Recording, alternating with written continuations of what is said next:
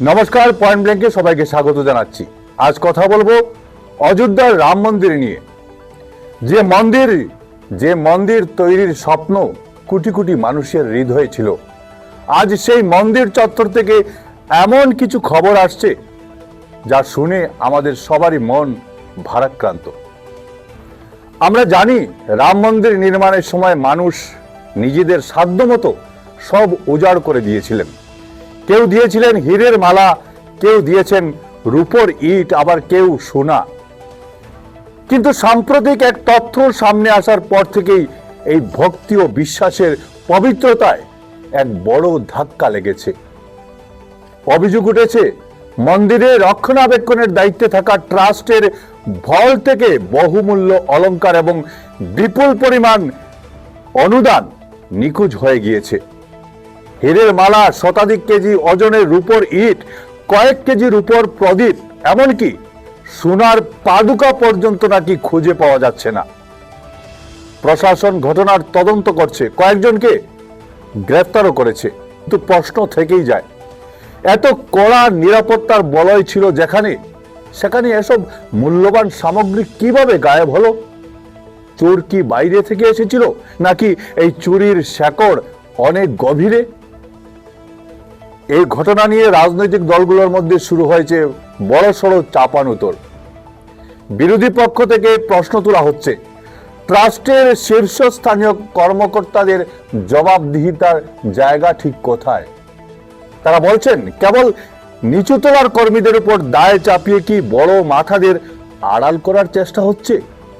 কারণ যাদের উপরে পবিত্র দায়িত্ব ছিল তারা সমাজের প্রতিষ্ঠিত মানুষ, তাদের ভাবমূর্তি আজ প্রশ্নের মুখে। শাসক দল অবশ্য এসব অভিযোগ মানতে নারাজ। তারা পুরো বিষয়টিকে অন্যভাবে ব্যাখ্যা করেছেন এবং দোষ চাপাচ্ছেন বিরোধীদের উপর। কিন্তু রাজনীতির এই তর্ক বিতর্কের আড়ালে সাধারণ ভক্তের প্রশ্নটা চাপা পড়ে যাচ্ছে।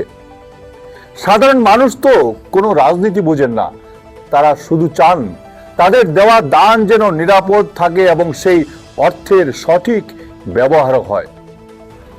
আমাদের বাংলায় একটি খুব পুরনো প্রবাদ আছে, চোরা না শুনে ধর্মের কাহিনী। রাম মন্দির ট্রাস্টের বিরুদ্ধে ওঠা এই দুর্নীতির অভিযোগ যেন আক্ষরিক অর্থেই সেই প্রবাদের সত্যতা প্রমাণ করছে।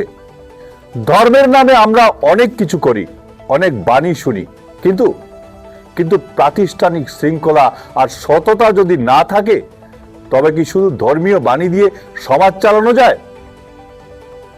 যায় না। শাসন ব্যবস্থা এবং আইনের প্রয়োগ সেখানে অনেক বেশি জরুরি হয়ে পড়ে। আজ যারা ভক্ত, তাদের বিশ্বাস ভাঙার দায় কে নেবে? আজ যখন দেখি মন্দিরের সম্পত্তি সুরক্ষিত নয়, তখন সাধারণ মানুষের মনে একটি প্রশ্ন জাগে, তবে কি আমাদের আস্থা বা বিশ্বাসের কোনো দাম নেই? রাজনীতি আর ধর্ম, এই দুয়ের মোড়কে অনেক সময় অনেক বড় বড় অনিয়ম ঢাকা পড়ে যায়, কিন্তু সত্য সবসময় নগ্ন। আজ যে দুর্নীতির অভিযোগ প্রকাশ্যে এসেছে, তাকে ধামাচাপা দেওয়ার চেষ্টা করলে সেই আস্থার সংকট আরো বাড়বে। আমরা চাই এই ঘটনার গভীরে পৌঁছাক তদন্ত।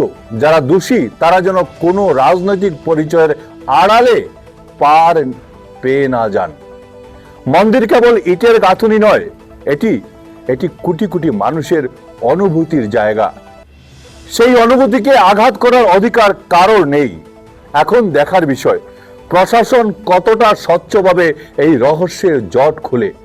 আমরা শুধু অপেক্ষা করতে পারি, দেখতে পারি যে এই দুর্নীতির ফাইলটি কোনো অন্ধকার ধুলোবালিতে চাপা পড়ে যায়, নাকি আইনের শাসন প্রকৃত সত্যটি আমাদের সামনে তুলে ধরে। কারণ মনে রাখবেন, শেষ পর্যন্ত ধর্ম বা বিশ্বাসের ঊর্ধ্বে সততা, আর তার ঊর্ধ্বে শাসন, এই সত্যই ধ্রুব। আজ ছিল এ পর্যন্তই। ভালো থাকবেন, সুস্থ থাকবেন। ভিডিও সম্পাদনায় আমার সঙ্গে ছিলেন বঙ্কিম সোনার। নমস্কার।